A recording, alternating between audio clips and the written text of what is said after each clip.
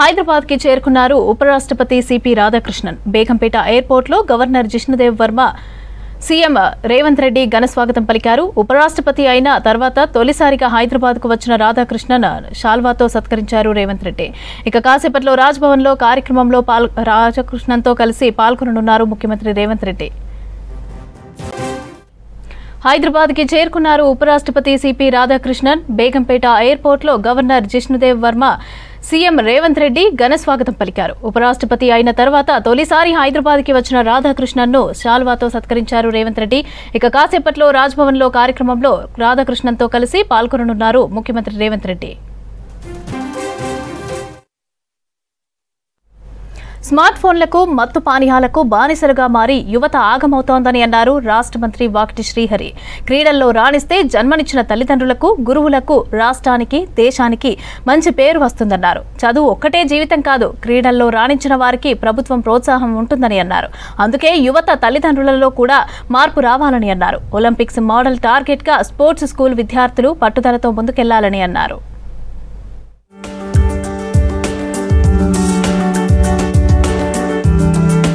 హన్మకొండ జిల్లాలో మంత్రి వాకిటి శ్రీహరి పర్యటించారు. ధర్మసాగర్ రిజర్వాయర్లో 12 లక్షల చేప పిల్లల పంపిణీ కార్యక్రమాన్ని ప్రారంభించారు. తర్వాత హనుమకొండ జవహర్లాల్ నెహ్రూ స్టేడియంలో స్పోర్ట్స్ స్కూల్ను క్రీడా శాఖ మంత్రి వాకిటి శ్రీహరి ప్రారంభించారు.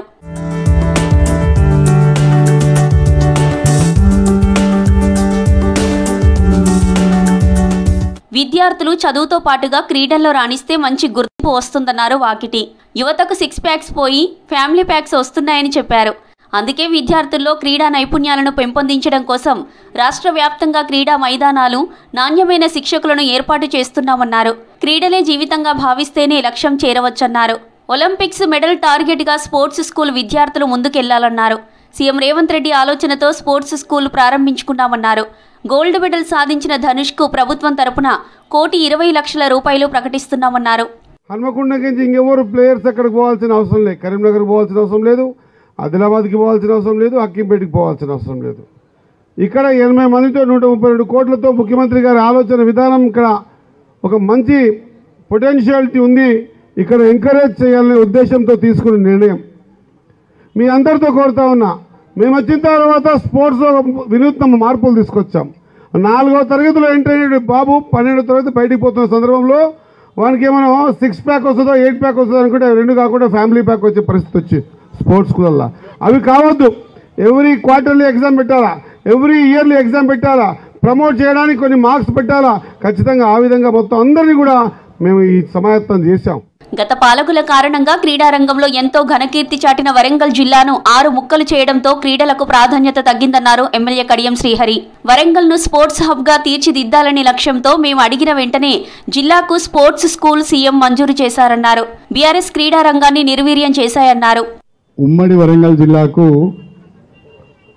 క్రీడలలో చాలా మంచి పేరు ఉన్నది. ఘన చరిత్ర కలిగిన జిల్లా ఉమ్మడి వరంగల్ జిల్లా. అన్ఫార్చునేట్గా అది 6 ముక్కలైపోయింది. అదేవిధంగా క్రీడలకు ప్రోత్సాహం కూడా తగ్గిపోయింది. నేను ప్రత్యేకంగా మంత్రి గారిని కోరేది ఏంటంటే, ఈ యొక్క హనుమకొండ సెంటర్ను తెలంగాణకు ఒక స్పోర్ట్స్ హబ్గా దీన్ని డెవలప్ చేయాలని చెప్పి నేను ఈ సందర్భంగా కోరుతున్నాను. మన పిల్లలను ఎంతసేపు చదువు కాదు, చదువుతో పాటు ఆటలు ఉంటే కూడా ఒక మానసిక ధైర్యం వస్తుంది. మీరు చూడండి, ఒక స్పోర్ట్స్ మెన్ను, ఒక ఫస్ట్ క్లాస్ స్టూడెంట్ను తీసుకోండి. ఫస్ట్ క్లాస్ స్టూడెంట్ చదివాడు ఎప్పుడు కూడా ఫస్ట్ టాపర్ అయినా కూడా ఏమన్నా ప్రాబ్లం వచ్చినప్పుడు దాన్ని ఫేస్ చేయలేడు, ఆత్మహత్యకు పాల్పడిపోతాడు. కానీ అదే ఒక స్పోర్ట్స్ మెన్ తీసుకోండి, గెలుపు ఓటములు 2 కూడా ఈక్వల్ తీసుకుంటారు. కాబట్టి గెలిచినా ఓడిపోతే మళ్ళీ ఏ విధంగా గెలవాలని ఒక మంచి ఆలోచన విధానంతో పోతాడు. కాబట్టి నా యువకులందరినీ కూడా నేను అప్పీల్ చేస్తున్నా, మన పిల్లల్ని స్పోర్ట్స్ వైపు పండించండి. ఈ మొబైల్ ఫోన్ కాదు, మనకు కావాల్సింది ఓపెన్ స్టేడియంలో ఆడాలి, వచ్చి అన్ని గేమ్స్లలో పార్టిసిపేట్ చేయాలి.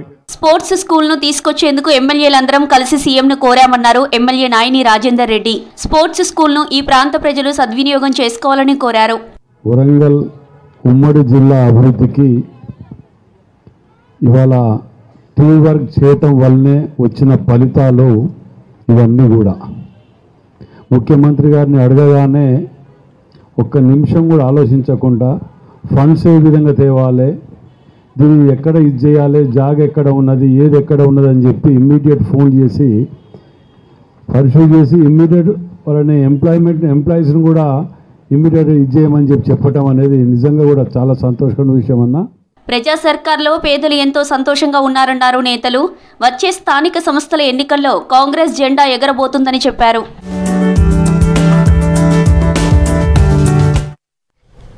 నల్లమాల గగనతలంపై హెలికాప్టర్ ద్వారా ఎన్జీఆర్ఐ సైంటిస్టుల బృందం నిర్వహించిన ఎలక్ట్రోమాగ్నెటిక్ సర్వే సక్సెస్ఫుల్ గా పూర్తయింది.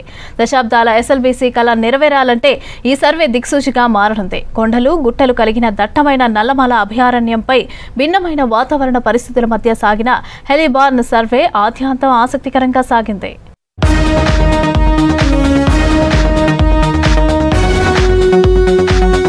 నల్లమల కొండలపై సైంటిస్టులు హెలిబార్న్ సర్వే పూర్తి చేశారు. నల్లమల, కృష్ణానది, నల్లవాగు అందాలను సర్వే బృందాలు గమనించాయి. ఎస్ఎల్బీసీ టనెల్ అవుట్లెట్ నుంచి ఇన్లెట్ వరకు 44 కిలోమీటర్ల పొడవు, 3 కిలోమీటర్ల వెడల్పు, 500 మీటర్ల లోతు వరకు ఉన్న భూమిని సర్వే చేశారు. భూమి పొరల్లో షియర్ జోన్లు, వీక్ జోన్లు, అడ్డంకులు, భూమి పొరల్లో ఉన్న మెటీరియల్ను పరిశీలించారు. ప్రమాదం జరిగిన 14వ కిలోమీటర్ దగ్గర ఇప్పుడు ఎలాంటి పరిస్థితి ఉందనే అంశాలపై ఎన్జీఆర్ఐ సైంటిస్టుల బృందం డేటా సేకరించింది.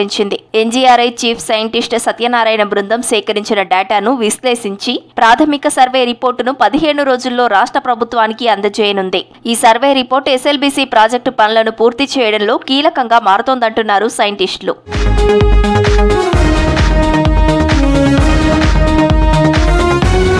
కృష్ణానది జలాలను శ్రీశైలం బ్యాక్ వాటర్ ద్వారా నల్లమల భూగర్భంలో నుంచి నల్గొండ జిల్లాలోని ఫ్లోరైడ్ ప్రాంతాలకు నీరు అందించడం ఎస్ఎల్బీసీ ప్రాజెక్టు లక్ష్యం. ఎస్ఎల్బీసీ టన్నెల్ ప్రమాదంలో ఆగిపోయిన పనులను పునఃప్రారంభించేందుకు రాష్ట్ర ప్రభుత్వం కృషి చేస్తోంది. గడువులోగా టన్నెల్ నిర్మాణాన్ని పూర్తి చేసి ఎస్ఎల్బీసీ లక్ష్యాన్ని నెరవేర్చాలని ప్రయత్నాలు చేస్తోంది రేవంత్ సర్కార్. ఇందులో భాగంగా నల్లమల భూగర్భంలో నుంచి వెళ్లే టన్నెల్ నిర్మాణాలు సాఫీగా సాగాలంటే భూమి పొరల్లో ఉన్న అడ్డంకులను గుర్తించాలి. అందుకే హెలికాప్టర్ ద్వారా ఎన్జీఆర్ఐ సైంటిస్టుల సహకారంతో ఎలక్ట్రోమాగ్నెటిక్ సర్వేను నల్లమల గగనతలంపై నిర్వహించింది. నవంబర్ 3వ తేదీ నుంచి 12 వరకు సుమారు వారం రోజులు జరిగిన ఈ సర్వేను పగడ్బందీగా సైంటిస్టులు పూర్తి చేశారు.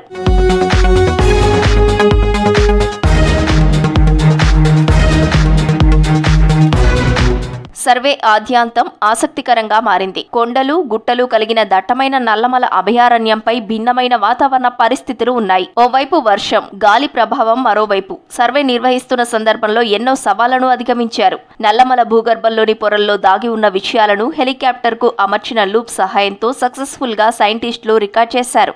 500 కేజీల బరువైన 26 మీటర్ల వృత్తాకారంలో ఉన్న లూప్ ను రోప్ సాయంతో దట్టమైన నల్లమల అడవుల గుండా హెలికాప్టర్ ద్వారా సర్వే చేశారు. ఒక్క రోజులో సుమారు 2.5 గంటల పాటు హెలికాప్టర్ చక్కర్లు కొట్టి డేటాను సేకరించింది. డేటా రికార్డింగ్ కన్నా ముందు హెలికాప్టర్ తో రెక్కీ నిర్వహించారు. తర్వాత లూప్ ద్వారా డేటాను సేకరించారు సైంటిస్టులు.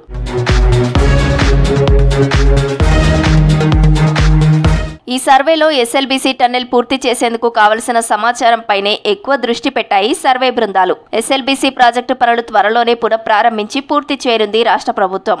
దీంతో నల్గొండ జిల్లాలోని ఫ్లోరైడ్ ప్రభావిత ప్రజలు దశాబ్దాలుగా ఎదురుచూస్తున్న కళ నెరవేరబోతుందంటున్నారు అధికారులు.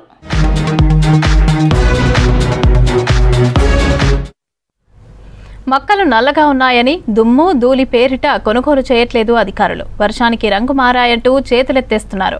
మార్కెట్ యార్డు నుంచి ఇంటికి తీసుకెళ్లాలంటూ రైతులను ఇబ్బందులకు గురి చేస్తున్నారు. ఆదిలాబాద్ జిల్లా మార్కెట్ యార్డులో మక్కల కొనుగోళ్లు జరగక రైతులు పడుతున్న అవస్థల గురించి మరిన్ని వివరాలు తెలుసుకుందాం.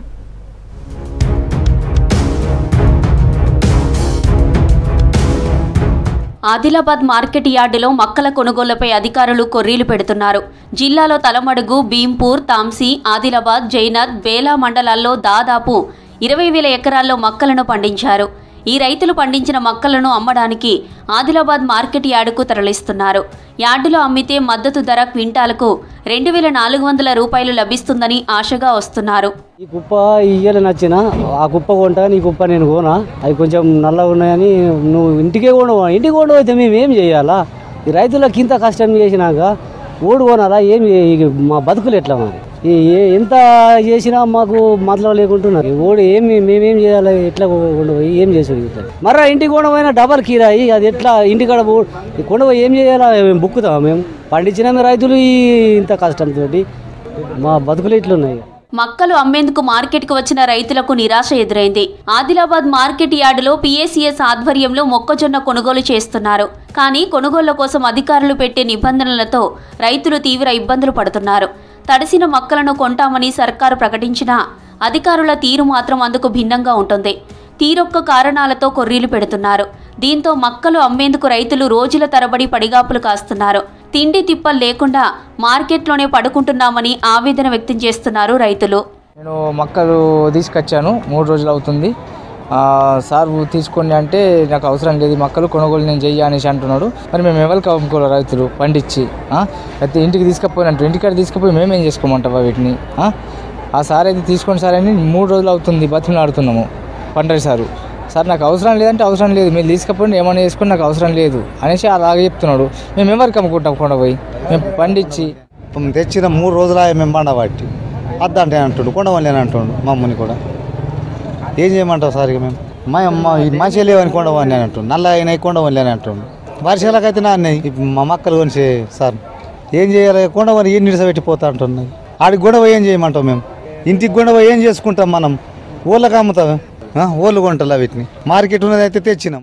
ప్రభుత్వం నిర్ణయాలకు విభిన్నంగా అధికారుల తీరు ఉండడంతో రైతులు గోసలు పడుతున్నారు.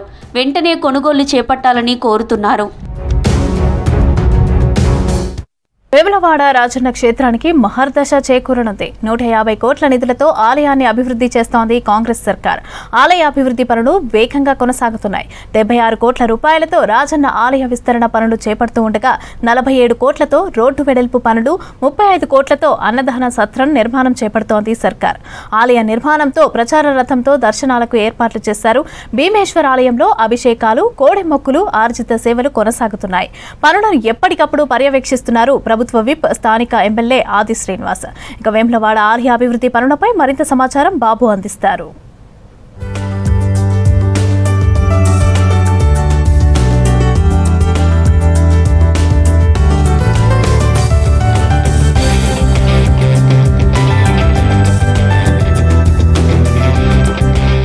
వేములవాడ ఈ పేరు తెలియని వారు ఉండరు. తెలంగాణ రాష్ట్రంలోని నలుమూలల భక్తులు నిత్యం వేములవాడకు వస్తుంటారు. కాంగ్రెస్ సర్కార్ ఏర్పడిన తర్వాత ఇటు రాజన్న ఆలయం కావచ్చు, వేములవాడ పట్టణం కావచ్చు, శరవేగంగా అభివృద్ధి పనులు అయితే కొనసాగుతున్నాయి.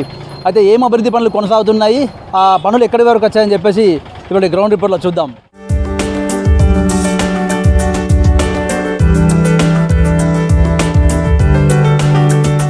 మనం ప్రస్తుతం వేములవాడ రాజన్న ఆలయం ఏదైతే ఎంట్రన్స్ ఉందో ఎంట్రన్స్ వద్ద ఉన్నాము. ఇది ప్రధానమైన జంక్షన్. ఇక్కడే మనకు చూడొచ్చు విజువల్స్లో ఆలయ ప్రధాన ఎంట్రన్స్ ఉన్నటువంటి ఇటు కొరుట్ల బస్ స్టాండ్ వెళ్ళే రహదారి. ఈ ప్రాంతం అయితే ఎప్పుడూ నిత్యం రద్దీగా ఉంటుంది, భక్తులతో కిక్కిరిసిపోతూ ఉంటుంది. మనకు ముఖ్యంగా చూసుకుంటే శుక్ర, ఆది, సోమ 3 వారాల్లో మాత్రము ఇక్కడికి వెళ్ళి అసలు వాహనాలు కూడా వచ్చే పరిస్థితి ఉండదు. మహాశివరాత్రి కావచ్చు, శ్రీరామనవమి, ఇట్లా ఏ పండుగలు వచ్చినా కూడా ఈ ఆలయం ముందు భాగం నుండి వెళ్ళాలంటే కూడా చాలా ఇబ్బందికరంగా ఉండేది. వేములవాడ ఎమ్మెల్యే ఆది శ్రీనివాస్ ప్రత్యేక దృష్టి సారించి సీఎం రేవంత్ రెడ్డి యొక్క అనుమతితోని రాజన్న గుడి ఎంట్రన్స్ నుండి మన అమరవీల స్తూపం వరకు బ్రిడ్జి వరకు కూడా 80 ఫీట్ల రోడ్ల వెడల్పుతో అయితే కార్యక్రమం మొదలుపెట్టారు. మనము దాదాపుగా ఈ రోడ్డు వైడింగ్ కోసం ఒక 47 కోట్లు మాత్రం కేటాయించారు. అసలు మనం రాజన్న ఆలయంలోకి వెళ్దాము. రాజన్న ఆలయంలో అసలు ఎట్లాంటి పనులు చేస్తూ ఉన్నారు, ఇప్పటి పనులు ఎక్కడి వరకు వచ్చారని చెప్పేసి తెలుసుకుందాం.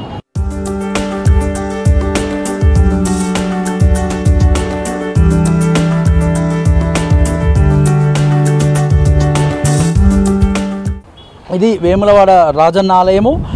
మనం చూడొచ్చు ఈ యొక్క రాజన్న ఆలయంలోకి అటు విస్తరణ పనులు జరుగుతున్న నేపథ్యంలో భక్తులెవరు కూడా రాకుండా చుట్టూ మనం గుడి చెరువు మైదానంలో కూడా ఒక రేకులు అయితే ఏర్పాటు చేశారు. మొన్నటి వరకు కూడా భక్తులకు దర్శనానికి లఘు దర్శనం మాత్రమే అనుమతి ఇచ్చారు.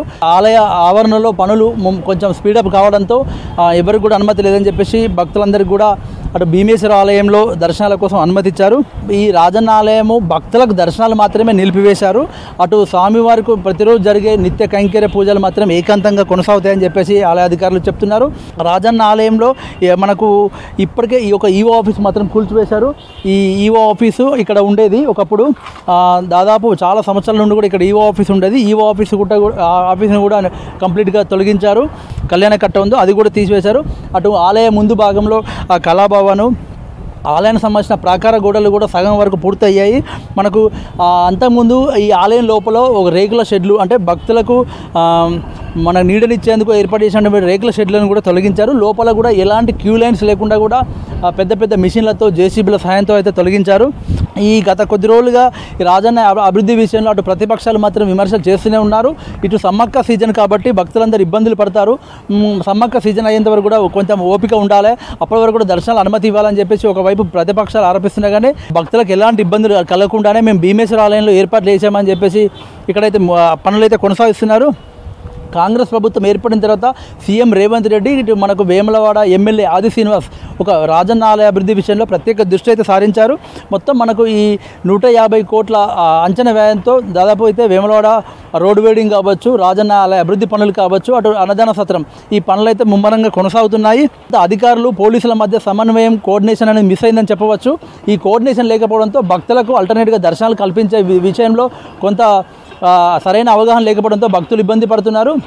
మనం భీమేశ్వరాలకి వెళ్ళి అక్కడ అసలు ఎట్లాంటి ఏర్పాట్లు చేశారు, అక్కడ ఎలాంటి పూజలు కొనసాగుతుందని చెప్పేసి అక్కడికి చూద్దాం.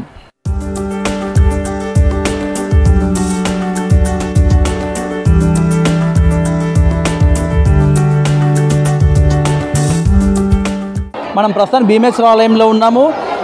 ఇక్కడ ఈ భీమేశ్వర ఆలయంలోనే ఇన్నాళ్ళు జరిగినటువంటి స్వామివారికి జరిగే ప్రతి పూజ కూడా ఇక్కడ భీమేశ్వర ఆలయంలో అధికారులు అయితే ఏర్పాట్లు చేశారు. ప్రధానంగా చూస్తే అన్ని అర్జిత సేవలు, కోడెమ్మకు అభిషేకాలు కూడా ఈ భీమేశ్వర ఆలయంలో చేసుకోవచ్చు. ప్రతి సంవత్సరం కూడా కార్తీక మాసం అటు శ్రావణ మాసం 2 మాసాల్లో కూడా రాజన్న సన్నిధికి లక్షలాది మంది భక్తులు వస్తుంటారు.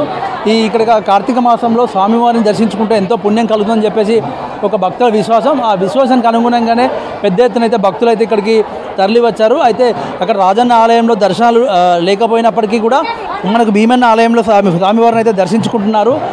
ఇక్కడ స్వామివారికి సంబంధించిన కార్తీక దీపాలు కూడా వెలిగిస్తున్నారు. మనం ఉదయం తెల్లవారుజాము నుండే పెద్ద ఎత్తున అయితే భక్తులు ఇక్కడికి తరలి వచ్చారు. ఇక్కడికి ప్రధానంగా మనం చూసుకుంటే అటు మన తెలంగాణ రాష్ట్రంతో పాటు ప్రధానంగా కరీంనగర్, వరంగల్, హైదరాబాదు, నల్గొండ, ఖమ్మం, నిజామాబాదు, ఆదిలాబాదు ఈ ప్రాంతాలను కూడా భక్తులు ఎక్కువ వస్తుంటారు. ప్రధానంగా మనం చూసుకుంటే భక్తులు కూడా అసలు కంప్లీట్గా పోటెత్తుతున్నారు. భక్తులు కూడా గణనీయంగా ఉన్నారు. అసలు భక్తుల సంఖ్య చాలా ఉన్నది. మనతో పాటు కొంతమంది భక్తులు ఉన్నారు, వారిని అడిగి తెలుసుకుందాము. ఎక్కడి నుండి వచ్చారు మీరు? మేము హైదరాబాద్ నుండి వచ్చామండి. దేవుడి దర్శనం అయింది, చాలా బాగా దర్శనం అయింది. కోడని కట్టాము, మొక్కు తీర్చుకున్నాము. మా అబ్బాయికి మన్మన్కి పుట్టి వెంట్రుకలు తీర్చినాము. అంటే చెప్పండి, అంటే అక్కడ ఎప్పుడు ప్రతి రాజన్న ఆలయానికి వస్తారు కదా, మరి భీమన్న ఆలయంలో ఎట్లాంటి ఏర్పాట్లు ఉన్నాయి, ఎట్లా ఉన్నాయి? చాలా బాగున్నాయండి. భీమన్న ఆలయంలో ఏ ఆటంకాలు లేకుండా దర్శనం చాలా బాగా జరిగింది. మీరు చెప్పండి సార్, ఎట్లా ఉన్నాయి? అంటే గతంలో భక్తుల సంఖ్య ఎక్కువగా ఉండే, చాలా ఇబ్బంది ఉండే, ఇప్పుడు అక్కడ డెవలప్మెంట్ జరుగుతుంది, దాని మీద మీరు ఏమంటారు? ఈ డెవలప్మెంట్ అనేది ముఖ్యమైన ఎంత వీలైనంత మటుకు అంత తొందరగా చేయిస్తే అందరి భక్తుల కోరికలు తీరుతాయి అవి. సో ఇక్కడ కూడా అన్ని బాగానే ఉన్నాయి, ఎటువంటి ఇబ్బందులు అయితే ఏం లేకుండానే మంచిగా దర్శనం జరిగింది మాకు. మీకు అంతకుముందు రాజన్న ఆలయానికి వెళ్తురు కదా దర్శనం కోసం, భీమన్న ఆలయానికి దర్శించుకున్నారు, ఎట్లా అనిపిస్తుంది? అంటే అక్కడ దర్శనం అవ్వలేదని కొంచెం డిసప్పాయింట్ అయ్యాము, కానీ సేమ్ వేలోనే ఇక్కడ కూడా అన్ని ఏర్పాట్లు జరిగాయి, బాగానే జరిగిందండి దర్శనం. ఇప్పుడు రాజన్న టెంపుల్ డెవలప్మెంట్ జరుగుతుంది పనులు, దాని మీద మీ భక్తురాలిగా మీరు ఎట్లా అనుకుంటారు? తొందరగా పనులన్నీ కంప్లీట్ అయ్యి తొందరగా రాజరాజేశ్వర స్వామి దర్శనం మళ్ళీ భక్తులకు కల్పించాలని కోరుకుంటున్నాను. ఆ రాజన్న ఆలయంలో విస్తరణ అభివృద్ధి పనులు కొనసాగుతుండడంతో భక్తులకు ఆ కన్స్ట్రక్షన్ చేసే క్రమంలో ఇబ్బందులు తలెత్తకుండా, ఎలాంటి ఇబ్బందులు కలగకుండా ప్రత్యామ్నాయంగా భక్తుల యొక్క కోరిక మేరకు ఇక్కడ సేమ్ మనకు రాజన్న లోపల అంతరాలయంలో ఎలా కనబడుతుందో అట్లాంటి వ్యూ కనబడే విధంగా రాజరాజేశ్వర స్వామి యొక్క రాజరాజేశ్వర స్వామి వారు, అటు వినాయక లక్ష్మీ గణపతి వారు, అటు రాజరాజేశ్వర దేవి వారు సేమ్ అదే విధంగా కనబడే విధంగా ఎక్కడైతే ఒక ప్రచార రథంలో ఏర్పాటు చేశారు. స్వామివారి ఆలయంలో జరిగే నిత్య కైంకర్యాలు, ఏకాంతంగా జరిగే నిత్య కైంకర్యాల పూజల్ని కూడా మన యొక్క ఈ ఎల్ఈడి స్క్రీన్ ద్వారా భక్తులకు చూసేందుకు కూడా ఏర్పాట్లు చేశారు. ఇక్కడ ఎలాంటి పూజలు జరుగుతాయి, అసలు స్వామివారికి ఇక్కడ భక్తులందరూ ఎట్లాంటి పూజలు చేసుకుంటారని చెప్పేసి మనతో మాట్లాడేందుకు ఆలయ అర్చకులు ఉన్నారు. చెప్పండి, అంటే ఈ ప్రచార రథం ఏర్పాటు చేశారు కదా, ఎట్లా ఉంటుంది? ఏ పూజ రోజు ఏమేమి పూజలు చేస్తారు? ఓం నమ శివాయ. స్వామివారికి నిత్యం కూడా జరిగే సేవలన్నీ కూడా మనకు కళ్యాణాలు అయితేనేమి, అభిషేకాలు అయితేనేమి, అన్నపూజలు, కోడి మొక్కులు, స్వామివారి నిత్య కళ్యాణోత్సవాలు, అలాగే సత్యనారాయణ స్వామి యొక్క వ్రతాలు, మహాలింగార్చన కార్యక్రమము, ఇక్కడ ఈ దేవాలయంలో జరిగే ప్రతి కార్యక్రమం కూడా మనకు భీమేశ్వరాలయంలో చేయడం జరుగుతుంది. స్వామివారికి నిరంతరం ఆంతరంగికంగా జరిగే చతుష్కాల పూజలు ఏవైతే ఉంటాయో, ప్రాతకాల పూజ, మాధ్యాహ్నిక నివేదన, సాయంకాలం జరిగే ప్రదోష పూజ, నిశీకాలంలో జరిగే నిశీ పూజ, ఏకాంత సేవ, పవలింపు సేవ ఇత్యాది పూజలన్నీ కూడా దేవాలయ అర్చకుల చేత ఆంతరంగికంగా జరుగుతున్నాయి. ఇక్కడ జరిగే ప్రతి సేవ కూడా మనకు భక్తుల సౌకర్యార్థము శృంగేరి స్వామివారు శ్రీ శ్రీ శ్రీ భారతీ తీర్థ స్వామివారు వారి యొక్క కరకమల సంజాతులు విధుశేఖర భారతీ స్వామివారి యొక్క సూచనల మేరకు మనము సేవలన్నీ కూడా భక్తుల యొక్క వారికి అనుగుణంగా ఉండాలని, అనుకూలంగా ఉండాలని భీమేశ్వరాలయంలో ఏర్పాటు చేయడం జరుగుతుంది. అలాగే స్వామివారి యొక్క నిత్య దర్శనం కూడా ఇక్కడ మనకు స్వామివారి యొక్క మనకు మోడల్ గుడిలాగా, అంటే స్వామివారి యొక్క వినాయక స్వామికి లక్ష్మీ గణపతి మూర్తి మరియు రాజరాజేశ్వర స్వామివారు, రాజరాజేశ్వరి అమ్మవారి యొక్క రూపాలను ఇక్కడ ఈ ప్రాంతం లోపల కొలువు తీరి భక్తుల యొక్క సౌకర్యార్థము దర్శనాలకు ఏర్పాటు చేశారు. శృంగేరి యొక్క పీఠాధిపతుల యొక్క సలహాలు, సూచనల ప్రకారమే రాజన్న ఆలయ అభివృద్ధి పనులు కొనసాగుతున్నాయి. వారి యొక్క శృంగేరి పీఠాధిపతి భారతీ తీర్థస్వామి యొక్క సలహాలతోనే ఇక్కడ భక్తులకు ఆల్టర్నేట్గా ప్రచార రథంలో దర్శనం కావచ్చు, ఎల్ఈడీల దర్శనంలో కావచ్చు, ఇక్కడ ప్రత్యామ్నాయంగా భీమేశ్వరాలయంలో దర్శనాలు అయితే కల్పిస్తున్నాము. భక్తులు కూడా ఎలాంటి ఇబ్బంది పడాల్సిన అవసరం లేదు. స్వామివారికి జరిగే పూజలన్నీ కూడా రాజన్న ఆలయంలో ప్రతినిత్యం కూడా జరుగుతూనే ఉన్నాయి అని చెప్పేసి ఆలయ అర్చకులు చెప్తున్నారు. చూశారు కదా, వేములవాడ రాజన్న ఆలయంలో అభివృద్ధి విస్తరణ పనులు కొనసాగుతున్నాయి. అయితే భక్తుల కింద ఎలాంటి ఇబ్బందులు కలగకుండా మనం చూసాము. దర్శనాల కోసం భక్తులందరూ కూడా వారి పూజలను యథావిధిగా చేసుకోవచ్చు. అయితే రాజన్న ఆలయ అభివృద్ధి ఎంతో వివక్షకు గురైంది. అలాంటి ఆ రాజన్న ఆలయం అభివృద్ధిని కాంగ్రెస్ ప్రభుత్వం చేస్తున్నందుకు భక్తులు సంతోషం వ్యక్తం చేస్తున్నారు. రాజన్న ఆలయ అభివృద్ధి పనులు త్వరగా పూర్తి చేసి తమకు సమస్యలు లేకుండా చూడాలని చెప్పేసి భక్తులు కోరుతున్నారు. ఇది ఇక్కడ ఉన్న పరిస్థితి. కెమెరా పర్సన్ కవికుమార్తో బాబు యాదవ్, V6 న్యూస్, వేములవాడ నుండి.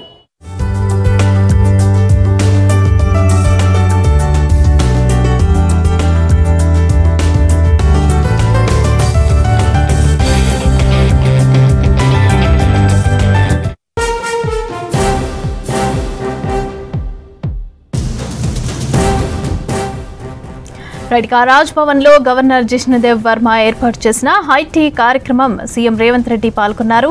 ఉపరాష్ట్రపతి రాధాకృష్ణన్తో కలిసి ఈ కార్యక్రమంలో పాల్గొన్నారు. ఉపరాష్ట్రపతి అయిన తర్వాత తొలిసారి హైదరాబాద్కు వచ్చిన రాధాకృష్ణన్కు ఘన స్వాగతం లభించింది. ఎయిర్పోర్ట్లో గవర్నర్ జిష్ణుదేవ్ వర్మతో పాటు సీఎం రేవంత్ రెడ్డి, పోలీసు ఉన్నతాధికారులు స్వాగతం పలికారు.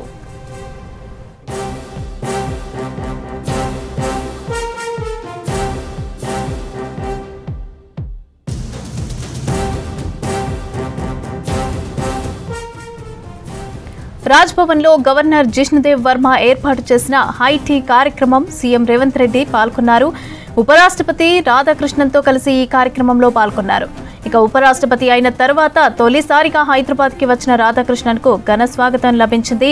ఎయిర్పోర్ట్లో గవర్నర్ జిష్ణుదేవ్ వర్మతో పాటు సీఎం రేవంత్ రెడ్డి, పోలీసు ఉన్నతాధికారులు స్వాగతం పలికారు.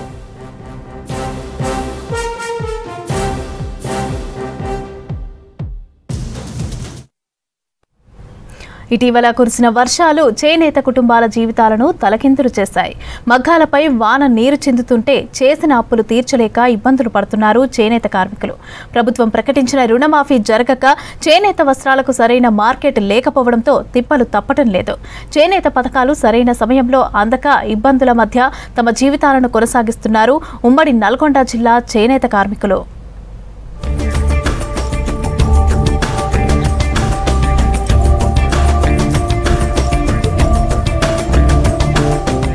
ఉమ్మడి నల్గొండ జిల్లాలోని భూదాన్ పోచంపల్లి, సంస్థ నారాయణపురం, భువనగిరి, ఆలేరు, జనగాం ప్రాంతాల్లో వేలాది మంది చేనేత కుటుంబాలు ఈ వృత్తిపైనే ఆధారపడి జీవిస్తున్నాయి. కానీ ఇప్పుడు ఆ వృత్తి కష్టంగా మారింది. అప్పుల ఊబిలో చిక్కుకుపోయి ప్రభుత్వ సహాయం కోసం ఎదురు చూస్తున్నారు చేనేత కార్మికులు. గత ఏడాది చేనేత కార్మికులకు లక్షలోపు రుణమాఫీ చేస్తామని సీఎం రేవంత్ రెడ్డి ప్రకటించారు. జీవో 56 సైతం జారీ చేశారు. కానీ ఇప్పటికీ అమలుకు నోచుకోలేదు. ఉమ్మడి నల్గొండ జిల్లాలో 2803 మందికి 23,25,00,000 రుణమాఫీ జరగాల్సి ఉంది. యాదాద్రి జిల్లాలోనే 2,380 మంది కార్మికులకు 19,25,00,000 మాఫీ కానుంది. కానీ ఇప్పటికీ రుణమాఫీ అమలు కాలేదు.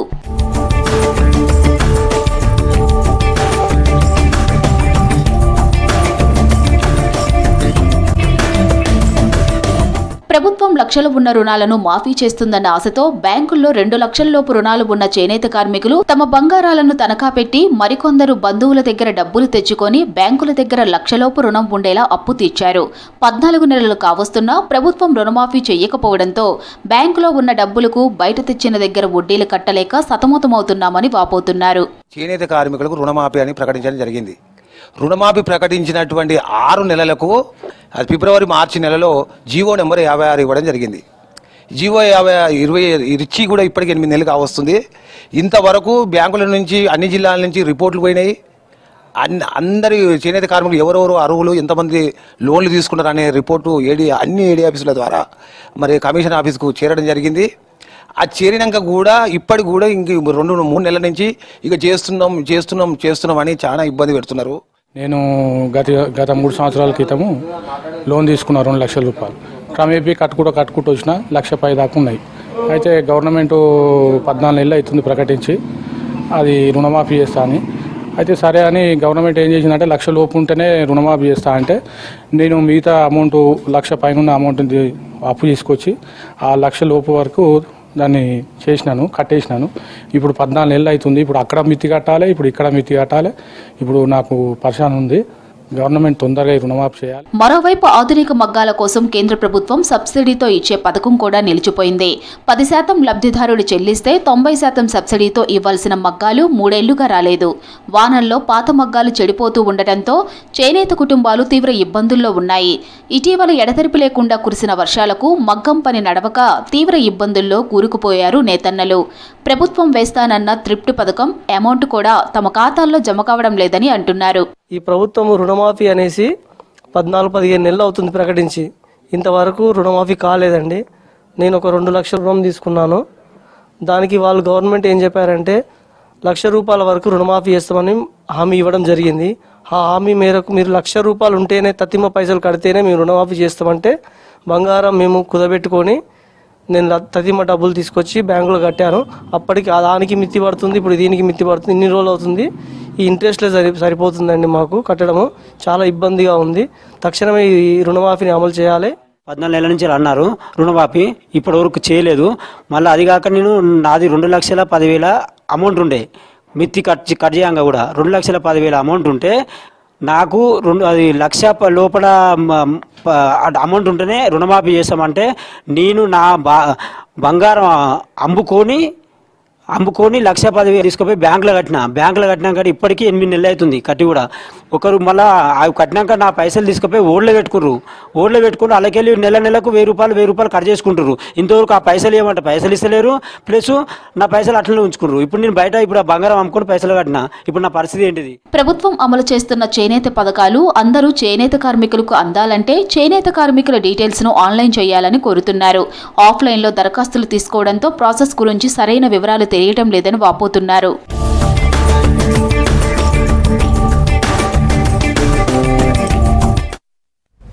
కరీంనగర్ జిల్లా వీణవంక మండలంలో అక్రమంగా ఇసుక తరలిస్తున్న 7 ట్రాక్టర్లను సీజ్ చేశారు పోలీసులు. కొన్నాళ్ల నుంచి ఇసుక అక్రమ రవాణాపైన పోలీసులు నిఘా పెట్టారు. వీణవంక మండలంలోని కొండపాక, పోతిరెడ్డిపల్లి గ్రామాల ఇసుక క్వారీల నుంచి ఇసుకను తరలిస్తున్నట్లు గుర్తించారు.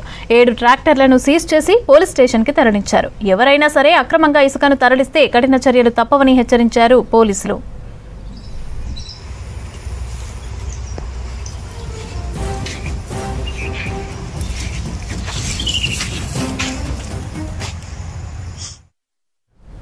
Mahabub Nagar railway station renovation చేయనున్నారు రైల్వే అధికారులు. అమృత్ భారత్ రైల్వే స్టేషన్ల ఆధునీకరణ స్కీమ్ కింద మహబూబ్ నగర్ రైల్వే స్టేషన్ ఎంపికైంది. దీంతో పునర్నిర్మాణ పనులు మొదలుపెట్టనున్నారు. దీంతో టికెట్ ఎంక్వైరీ కౌంటర్స్ ను తాత్కాలిక భవనంలోకి మార్చారు. టెంపరరీ బిల్డింగ్ లో రైల్వే సేవలను పొందాలని ప్రయాణికులకు సూచించారు అధికారులు.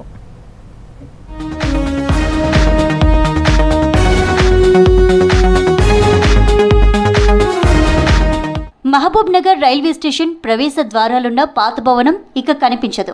32 ఏళ్లు సేవలందించిన ఈ భవనాన్ని నేలమట్టం చేయనున్నారు అధికారులు. వివిధ విభాగాలను తాత్కాలిక భవనాల్లోకి మార్చేస్తున్నారు. నిజాం రైల్వే లైన్ ఏర్పాటు చేసే సమయంలో కట్టిన పాత భవనం తొలగించి 1993లో ప్రస్తుత భవనాలు నిర్మించారు.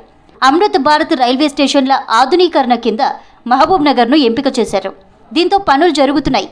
ప్రస్తుత భవనాన్ని కూల్చి కొత్తది నిర్మించనున్నారు. మేము ఇక్కడ 25 ఏళ్ల నుంచి ఉన్నాము. కాకపోతే రైల్వే స్టేషన్ 33 ఏళ్ళు అయింది. కాకపోతే ఇప్పుడు పబ్లిక్ చాలా పెరగడం వలన ప్లాట్ఫామ్స్ కూడా పెంచాలనుకుంటున్నారు వాళ్ళు. ఇది పాత బిల్డింగ్ ఉంది. కొన్ని స్టేషన్లు ఇంకా మంచిగా అవుతున్నాయి కదా సార్, డెవలప్మెంట్ అవుతున్నాయి, బాగా పెద్దగా పెరుగుతున్నాయి, మంచిగా అవుతున్నాయి. మన దగ్గర కూడా బాగా పెంచాలనుకుంటున్నారు రైల్వే. మహబూబ్నగర్ రైల్వే స్టేషన్ మంచిగా కట్టాలి, మంచిగా చేయాలని చాలా రోజులు అయింది. శాంక్షన్ అయింది కూడా చాలా రోజులు అయింది. ఇప్పుడు వర్క్ స్పీడ్ అవుతుంది. కొంచెం లిఫ్ట్స్ కూడా లేవు మన దగ్గర, లిఫ్ట్స్ పెడుతున్నారు, మంచిగా సహకరిస్తున్నారు. టికెట్ బుకింగ్ కౌంటర్, విచారణ కౌంటర్లను స్టేషన్కు కుడివైపున ఉన్న తాత్కాలిక భవనంలోకి మార్చారు. రిజర్వేషన్ కౌంటర్ను రైల్వే మెయిల్ కార్యాలయ భవనంలోకి SBI ATM పక్కన ఏర్పాటు చేశారు. 2-3 రోజుల్లో కొత్త కౌంటర్లు అందుబాటులోకి రానున్నాయి. నూతన నిర్మాణానికి 8 నెలల గడువు ఇచ్చారు అధికారులు. అప్పటి వరకు తాత్కాలిక కౌంటర్లలోనే సేవలు పొందాలని ప్రయాణికులకు సూచించారు రైల్వే అధికారులు. ఇక్కడ అమృత్ భారత్ స్టేషన్ కింద మహబూబ్నగర్ రైల్వే స్టేషన్ డెవలప్మెంట్ చేస్తున్నారు. అందులో భాగంగా ప్లాట్ఫామ్స్ కూడా పెరుగుతున్నాయి. ప్రజల సౌకర్యార్థం ఎస్కవేటర్స్, లిఫ్ట్స్ అన్నీ పెడుతున్నారు. దీనివల్ల వయోవృద్ధులకు, బాలలకు, అందరికీ, మహిళలకు చాలా సౌకర్యంగా ఉంటుంది. దీనిలో భాగంగా ఈరోజు ఫస్ట్ ప్లాట్ఫామ్ రివోటేషన్ ఉంది కాబట్టి కూలగొట్టి రిజర్వేషన్ కౌంటర్ ఇక్కడ పార్సల్ ఆఫీస్ దగ్గర పెడుతున్నారు. ఇక్కడ ఫుట్ ఓవర్ బ్రిడ్జ్ దగ్గర జనరల్ కౌంటర్ పెడుతున్నారు. దీన్ని ప్రయాణికులు గమనించగలరు. అలాగే మోతీనగర్ వాసుల కోసం foot over bridge first platform నుంచి లాస్ట్ ప్లాట్ఫామ్ దాకా ఫుట్ ఓవర్ బ్రిడ్జ్ కూడా సౌకర్యం కల్పిస్తున్నారు. అమృత్ రైల్వే స్టేషన్ పథకం ద్వారా సరికొత్త హంగులతో పాలమూరు రైల్వే స్టేషన్ రూపుదిద్దుకోనుంది. ప్రయాణికుల రద్దీకి అనుగుణంగా కొత్త రైల్వే స్టేషన్ నిర్మాణం చేస్తున్నారు అధికారులు. ఎయిర్పోర్టు టెర్మినల్స్ను తలపించేలా రైల్వే స్టేషన్ను కడుతున్నారు. ప్లాట్ఫామ్లు, వెయిటింగ్ హాల్స్, టాయిలెట్స్, లిఫ్టులు, ఎస్కలేటర్లతో మోడర్న్ రైల్వే స్టేషన్గా పునర్నిర్మిస్తున్నారు. 40 కోట్లు శాంక్షన్ చేసినారు ఇక్కడ. ఇప్పుడు ఇక్కడ పనులు కూడా జోరుగా నడుస్తున్నాయి. మాకు కూడా డెవలప్మెంట్ కావాలని మేము కోరుకుంటున్నాం. ప్రజల కోసం ఇప్పుడు ఈ పాత భవనం కూల్చేస్తున్నారు. ఇక్కడ జనరల్ రిజర్వేషన్ కౌంటర్ బయట పెట్టినారు. ఇంకా రిజర్వేషన్ కౌంటర్ కూడా ఇక్కడ ATM పక్కన పెట్టినారు. ప్రజలకు సౌకర్యం కోసం బయట పెట్టినారు. అందువల్ల ప్రజలు గమనించాలని కోరుకుంటున్నాం. ఎందుకంటే మహబూబ్నగర్ రైల్వే స్టేషన్ డెవలప్ కావాలి, మన సికింద్రాబాద్ లెవెల్లో ఉండాలని మనం కోరుకుంటున్నాము. అందువలన డెవలపింగ్ పనులు నడుస్తున్నాయి. ఈ బిల్డింగ్ కొడుతున్నారు, కొత్త బిల్డింగ్ కడుతున్నారు. అన్ని స్టేషన్లలో, చిన్న స్టేషన్లో కూడా అన్ని సౌకర్యాలతో, అన్ని హంగులతో అభివృద్ధి చేస్తున్నారు. ప్రజల సౌకర్యార్థము ఎస్కలేటర్ కూడా ఏర్పాటు చేస్తే ఎక్కిరావడం, పోవడము, అంగవైకల్యులకు కానీ, గుడ్డివారికి, కుంటివారికి అందరికీ చాలా సౌకర్యం ఉంటుంది. ప్లాట్ఫామ్ కూడా విస్తీర్ణం చేస్తున్నారు. ఇది చుట్టుపక్కల అందరికీ రానిపోయిన సౌకర్యాలు మంచిగా ఉంటాయి. దశాబ్దాల క్రితం నిర్మించిన ఈ రైల్వే స్టేషన్ స్థానంలో స్వచ్ఛత, పరిశుభ్రతతో రైల్వే స్టేషన్ ఉంటుందని తెలిపారు అధికారులు. టికెట్, రిజర్వేషన్ కౌంటర్లు, స్టేషన్లోని అన్ని విభాగాలు ఆధునికతతో రూపుదిద్దుకోనున్నాయి. అమృత్ రైల్వే స్టేషన్ నిర్మాణంతో ప్రయాణికులకు మరెన్నో సౌకర్యాలు అందుబాటులోకి వస్తాయని తెలిపారు రైల్వే శాఖ అధికారులు. ఇవి బులెటిన్ అప్డేట్స్.